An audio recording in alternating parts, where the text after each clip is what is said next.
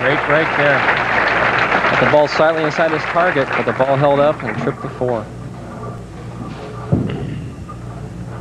See how George Branham answers. I don't think he's been behind by more than a few pins in any match. Right now he trails by more than a mark, and he needs more than 2 strikes to catch up.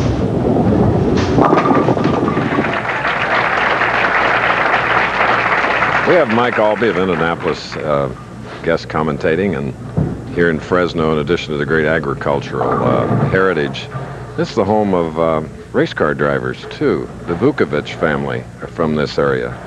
Many years in Indianapolis. And also Johnny Boyd, who used to come to the Speedway and race. Our host, the Wathans, went to the Indianapolis 500s, guests of the Vukoviches this past year.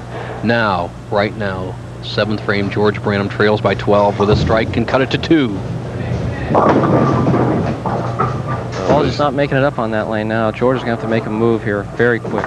Good point, Mike Albee. A part of bowling that all people should understand and everybody has to adjust to as you bowl, especially on fresh oil on a lane, which is necessary to control the ball, it carries down towards the back end. The ball will break less for a while, and you have to make an adjustment either with your feet or with your speed.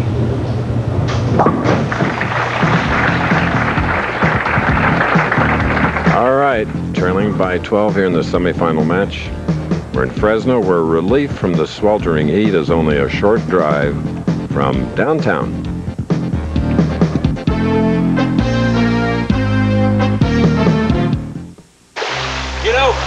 Dave D'Entremont in his first game, going against a 2-game winner, George Branham. Right now, he has strung 3, shooting in the 7th frame. He has a 12-pin lead.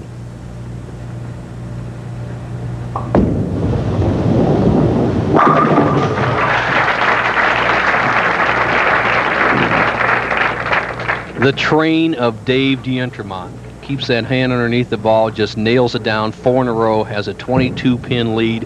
And let's look at how he's playing the championship player, by far the most powerful of the 5 contestants today. He'll be to the extreme left and play the ball between the 2nd and 3rd arrows, much deeper than all the other players, has one of the great strike balls in the game, and with one more in that zone there, can put George Branham on the ropes.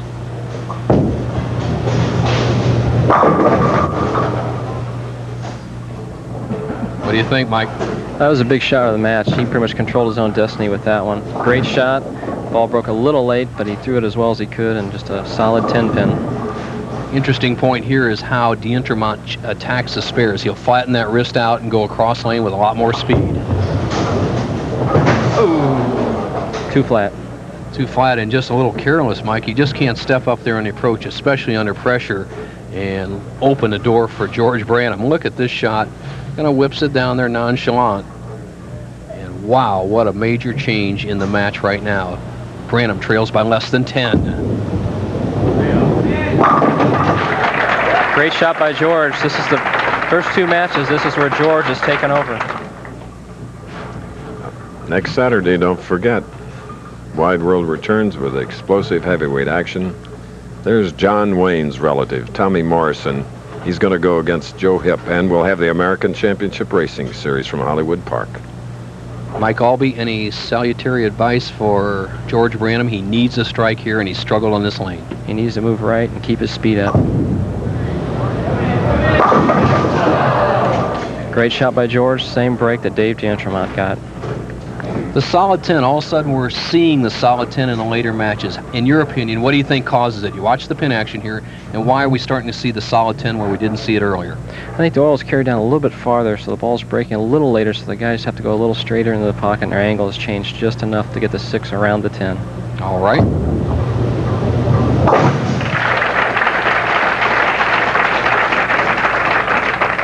D'Entremont, up his wife Sylvia, who's in the insurance business, is watching back home in Parma, Ohio, suburb of Cleveland.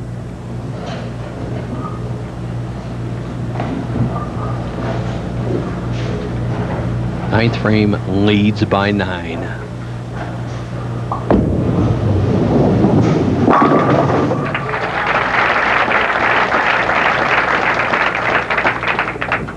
Put the putty to it there in the 9th frame. He just sucked that 10-pin right off with the 6, the tremendous lift.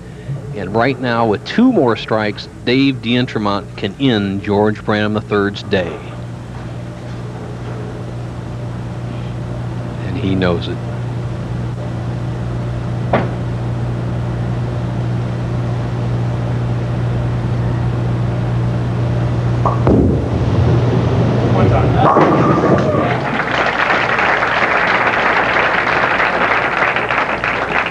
Perspiration, Chris Schenkel? I guess so. Huge man at 215, 6'1". Pressure of telecast, pressure of winning his first national title, Mike. Do you remember what that feeling was like? Sure do, about 13 years ago. To this day, 13 years ago. 6 pins needed on this ball to assure victory. That's enough. Spare, he would be 213. The best Branham can do is 206. A classic setup in the final match here. Mark McDowell, PBA president, eyes on Bowler of the Year, former champion here, going against the powerful D'Entremont, going for his first championship title. George Branham, who won 2 matches with scores of 229 and 239. Up to this point of 92, he's earned $21,440. Last year, $64,000. Last title was the AC Delco in Union City in '87, but he'll get his 3rd one of these days. As soon as he gets that bench press up to about 250, Chris, he's going to dominate out here. Mark my words. Another 10 pounds on George Branham. Look out. Oh, it's 213, as we mentioned here, for D'Entremont, and then be in the 190s for 29-year-old George Branham III. All right. 195, 213, D'Entremont and Mark McDowell. ABC Sports presentation of the Professional Bowlers Tour.